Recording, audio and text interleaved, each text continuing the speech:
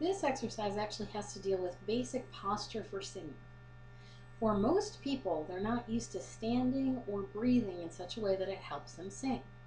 So the first thing you're going to do is you're going to walk in place for just a minute, and when you finish, you'll naturally have one foot slightly in front of the other. When you sing, you want to make sure your knees are flexible because you get a stiffer sound if your knees are locked than if your knees are flexible. Let me demonstrate this for you. This is with locked knees. Ah. This is with unlocked knees. Ah. I get a better overall sound when I sing ah instead of ah. The next thing you want to make sure is that your shoulders are in line with your hips, because if you bend, that can also change the sound. Let me demonstrate. This is what good sounds like. Ah versus ah.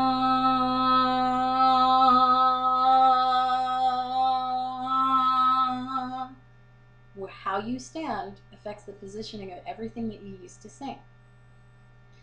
One thing you want to think about is how you breathe, because how you breathe is very important when you sing.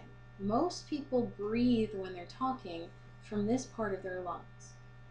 For breathing for singing, you want to breathe as deeply as you can.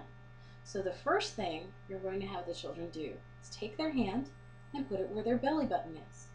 They are then going to breathe into that area, like so. Did you see it move? That's what you want to see as they're breathing for singing. That's what the front breathing, belly breathing part of it is. For side breathing, the children are going to take one arm and put it back behind their head, the other arm wrapped around the rib cage, and breathe into this hand. As they breathe into that hand, you're going to see this. Again, you have an expansion right where the hand is. They'll switch sides and breathe into here, which gives you a lot more air to work with. The last one is called back breathing. For the back breathing, you're going to have them put their hands right here on the back of the rib cage and breathe into this area so that even that expands. Let me give you an example of the difference in sound when you breathe correctly. So this is just using air right here. Ah. This is the same pitch, but with air from all the way around. Ah.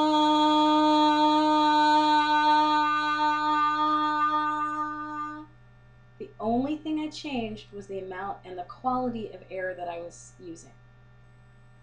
Next thing you want to look at is the positioning of the chin. The chin should be parallel to the floor. If you point it down, you can hear a difference even in how I speak. And if you point it up, you can hear a difference even in how I speak. The chin should be straight forward at all times. So that way you get this, ah, instead of ah.